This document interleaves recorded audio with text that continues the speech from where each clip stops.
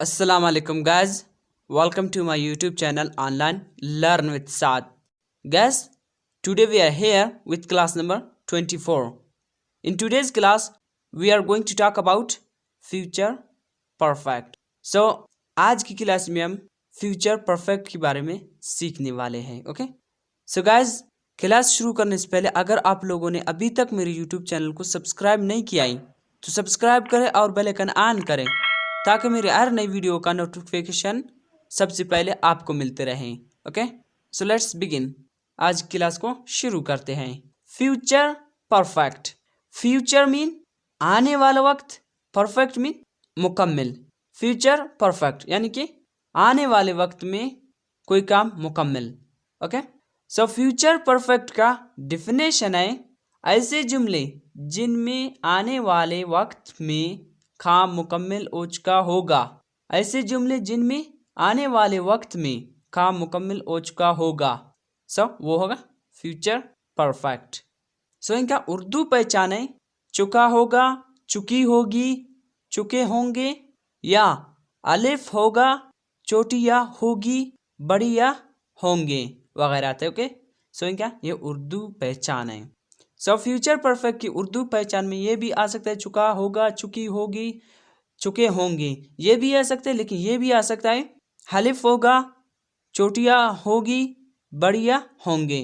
इनमें से भी आएगा. इनका स्ट्रक्चर है सब्जेक्ट प्लस शल हैव या will have plus third form of verb plus object. Subject plus shall have या will have plus third form of verb plus object. Okay, आप लोगों को ऑलरेडी से पता है कि शल हैव किस सब्जेक्ट के साथ यूज होता है और विल हैव किस सब्जेक्ट के साथ यूज होता है. मैंने पिछले क्लास में बताया था. Okay, subject plus shall have या will have plus third form of verb plus object. Okay, सही होगा फ्यूचर परफेक्ट की structure. Okay, I hope so आप लोगों ने अंडरस्टैंड की होगी यहाँ तक फ्यूचर परफेक्ट की डिफिनेशन और इनका उर्दू पहचान और इनका स्ट्रक्चर. ओके, आओ देखते हैं, कुछ सेंटेंस बनाते हैं इनके बारे में. पहला जुमला है हम आपके आने से पहले खाना खा चुके होंगे. मतलब कि आने वाले वक्त में आपसे पहले खाना खा चुके होंगे. ओके, हम आपके आने से पहले खाना खा चुके होंगे. पहले लिखेंगे सब्जेक्ट. सब्जेक्ट है हम, तो हम की इंग्लिश लिखेंगे वी. देन सब्जेक्ट बाद शल हैव या विल हैव, तो वी के साथ आता है शल हैव, तो लगाएंगे यहाँ shall have. We shall have. Helping verb के बाद third form of verb. Verb क्या है? खाना, तो खाना की इंग्लिश लिखेंगे ईटन. एंड देन वर्ब के बाद ऑब्जेक्ट. ऑब्जेक्ट है आपके आने से पहले खाना, लिखेंगे food before you come. We shall have eaten food before you come. हम आपके आने से पहले खाना खा चुके होंगे. We shall have eaten food before you come. दूसरा है मैं कल इस वक्त कुरान पाक की तिलावत कर चुका होऊंगा. Subject I. आई के बाद शल हैव या विल हैव, आई के साथ यूज होता है shall have. Okay, third form of verb. Verb है तिलावत करना. तिलावत करना की इंग्लिश लिखेंगे recited. I shall have recited. Object क्या है? कुरान पाक, द ओनली कुरान. उसके बाद कल इस वक्त, this time tomorrow. I shall have recited the Holy Quran this time tomorrow. Okay, ये हो गई फ्यूचर परफेक्ट की पॉजिटिव सेंटेंसेस. आई होप आप लोगों ने पूरी तरह से इंशाल्लाह समझी होगी.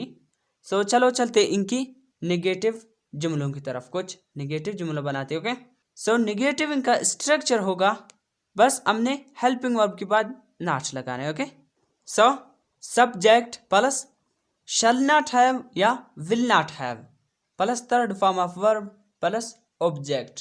ओके, पहला जुमला है कल वो अपने काम को मुकम्मल नहीं कर चुके होंगे. कल वो अपने काम को मुकम्मल नहीं कर चुके होंगे. इनका इंग्लिश में ट्रांसलेट होगा they will not have completed their work tomorrow. They will not have completed their work tomorrow. कल वो अपने काम को मुकम्मल नहीं कर चुके होंगे. दूसरा है वो अपने घर को ताला नहीं लगा चुका होगा. वो अपने घर को ताला नहीं लगा चुका होगा। सो इनका इंग्लिश है he will not have locked his house. He will not have locked his house. वो अपने घर को ताला नहीं लगा चुका होगा। He will not have locked his house. So तीसरा है राफिया आपके आने से पहले नाश्ता नहीं कर चुकी होगी। राफिया आपके आने से पहले नाश्ता नहीं कर चुकी होगी। सो इनका इंग्लिश है Rafia will not have taken breakfast before you come. Rafia will not have taken breakfast before you come. So ये हो गया 3 सेंटेंसेस इनका नेगेटिव का। ओके सो चलो चलते हैं इनके इंटेरोगेटिव की जुमलों की तरफ। तो इनका इंटेरोगेटिव स्ट्रक्चर होगा विल या shall plus subject plus have plus third form of verb plus object and then last question mark. So ये है फ्यूचर परफेक्ट की इंटेरोगेटिव स्ट्रक्चर। सो कुछ सेंटेंस बनाते हैं। सो पहला जुमला है क्या अगले महीने आप अपना इम्तिहान मुकम्मल कर चुके होंगे। Last question mark. क्या अगले महीने आप अपना इम्तिहान मुकम्मल कर चुके होंगे। सो इनका इंग्लिश है will you have completed your exam next month. Last question mark. Will you have completed your exam next month. So दूसरा है क्या वो आपके आने से पहले तैयार हो चुकी होगी। Question mark. क्या वो आपके आने से पहले तैयार हो चुकी होगी। Will she have prepared before you come. Will she have prepared before you come.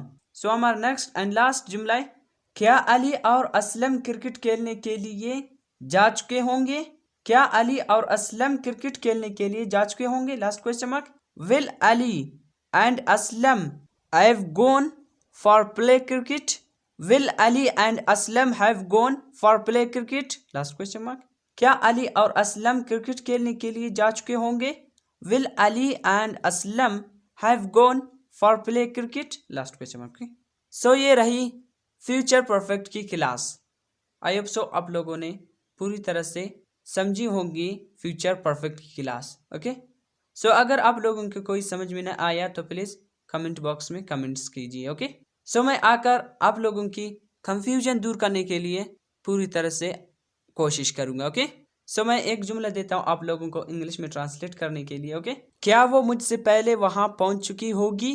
Question mark. Okay so इस जुमले को इंग्लिश में ट्रांसलेट करके कमेंट बॉक्स में ज़रूर भेजना। ओके ताकि मैं देखो आप लोगों की समझ में आई है यानी फ्यूचर परफेक्ट।